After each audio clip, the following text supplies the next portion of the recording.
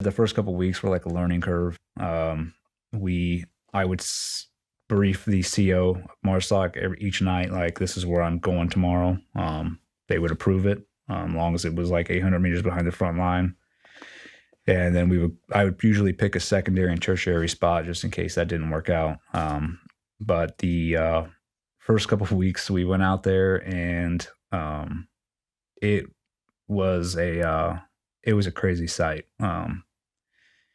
It reminded me of like something out of Braveheart, to where we got out there, the Iraqis hadn't started clearing yet.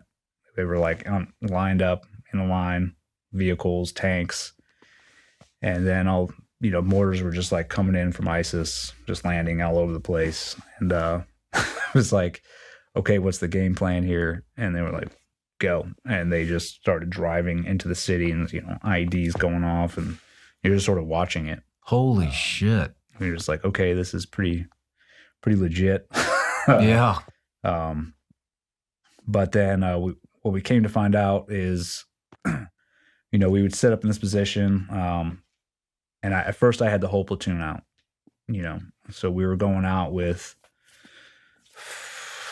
6 MAT-Vs, and we'd all set up in this position, and, there was mortars going off everywhere, and ISIS would fly drones over, and so they flew a drone over your position, they would just get your grid, and next thing you know, mortars are coming in, near you. So myself and my OIC, Jake Portier, we decided, we're like, you know what, this doesn't make any sense to have the whole platoon out here.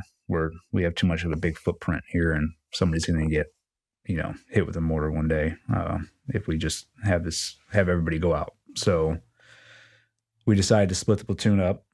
I'd sent half the platoon back to the mansion and Mosul Dam House so they could just chill, rest, and refit for a week. And then I kept half the platoon out with us, and they would rotate week on, week off. So that way guys were able to go back and get a break. And, we're getting a fresh set of guys every other week that were ready to go. Real quick, just kind of like paint the picture a little bit. Do you have an estimation of how many ISIS fighters were in Mosul at that time? Thousands. Thousands? I would say. I mean, they were, yeah. I mean, so Mosul was like, I don't know, 3 or 4 times the size of San Diego. Yeah. So, I mean, they had years, like 3 or 4 years to fortify that place, waiting for exactly what was going on, which is us trying to come in there. So it was pretty crazy to watch. They had intricate tunnels dug all over the city that went for miles. Holy shit. They had, I've never seen so many IEDs in all my deployments. I mean, they had them everywhere. Every parked vehicle, you might as well, like, it was a VBID. They had it ready to blow. They had VBID staged, hundreds and hundreds and hundreds of VBID staged all throughout the city. And holy shit. We would push through, and we usually around noon, we called it VBID Palooza. They would just start coming out of the woodwork, and you just see them blowing up left and right. And maybe like 10, 12 a day you would watch go off. What were they targeting? So they would target the partner forces. So as the partner forces are clearing through, ISIS has, it was like drone wars in the air. There was drones all over the place, and they would have a guy sitting in the VBID, which he is welded in there. He might have been in there for days, just waiting. And then they activate him through comms, or like turn your car on. And this guy half the time they can't see, everything is, looks like a Mad Max vehicle. They have plates welded onto every piece of the car. And so they're directing them through comms, back up, go forward, take a right, they're going slow. And then they'd be like, okay, put your foot on the gas and now blow yourself up. And they'd, target, they'd be guiding them into wherever the partner forces were, or us if they saw us. We came pretty close to one. Had one go off about 20 yards from us. Damn, which these was guys got pretty high tech yeah, yeah. since I was It was around. definitely a new environment for me because it was definitely like a 360, and you're looking up in the air and not only down at the ground for IEDs, but you're looking up in the air for drones because as soon as a drone flies over, you're like, okay, here come the mortars, or they have our position. So it was different. Yeah. But it was something that we just adapted to along the way. And that's when after about 2 weeks of doing the rigmarole of going out there, picking a spot, getting mortared, drone would fly over. We would take mortars until we're like, okay, this isn't safe anymore. We're going back. It became pretty frustrating because it didn't feel like we were making that big of a dent or having that big of an impact. At that time, all we were doing was just launching a Puma and reporting enemy movement.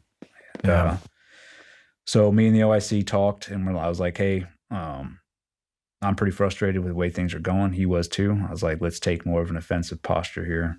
I was like, let's split the group up when we go out. I was like, we'll go pick our spot, and then we'll go recce a good building that we can get into and that we were able to engage from. And so he was like, yep, that sounds like a good idea. How were you wrecking? Were you? So we would go out to our designated spot, and then I would take myself, probably 3 other dudes from the platoon, along with maybe 3 or 4 partner force guys that I thought were good to go.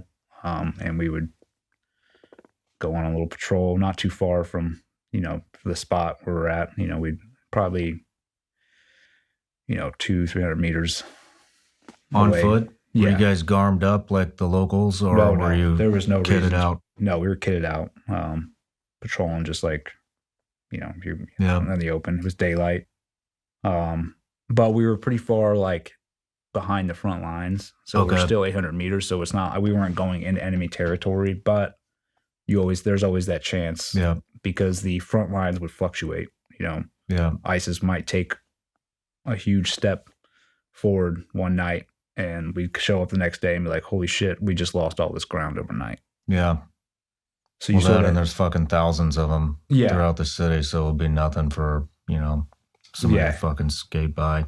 Exactly. I mean, and that's the other thing is when we drove in every day, there was, hordes of women and children and men fleeing the city. So we're literally driving through hundreds and hundreds of people. You don't know who's ISIS and who's not. Yeah. It was chaos. But yeah, so we started splitting up the elements. So I would take a recce element up, pick a good spot that had good vantage point of the battlefield.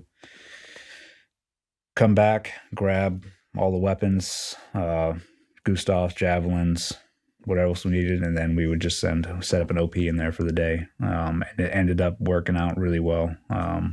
We started seeing really good effects from doing that. The partner forces were loving it because we were actually engaging with them with our organic weapons and not just the air.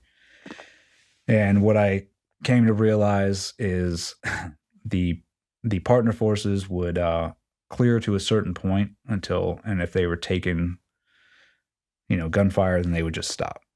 And they're like, we're not moving until they would just be like, blow this whole block up, drop bombs on it, which we're not, we're not doing that. Yeah. But they're like, well, then we're not moving. And so what I found out is I'd go up, like, okay, where are you taking sniper fire from? And they're like, oh, that building, I'm like, okay, cool. Look at it. Like, all right, third level. I'm like, yeah, shoot a javelin at it. We jav it, and they would all start cheering and start clearing. Right on. So javelin's it's a missile launcher for those of you that don't know. Yeah. So your partner force, your men are they're getting engaged, they're getting shot at, they're getting fucking blown up. They're asking you to blow up a city block, and you say no, so you're showing restraint there. So for somebody that's accused of being a merciless killer, Yeah. your guys are getting fucking killed, and you're telling them that you can't you can't do what they want you to do because innocent people are going to fucking die. Exactly.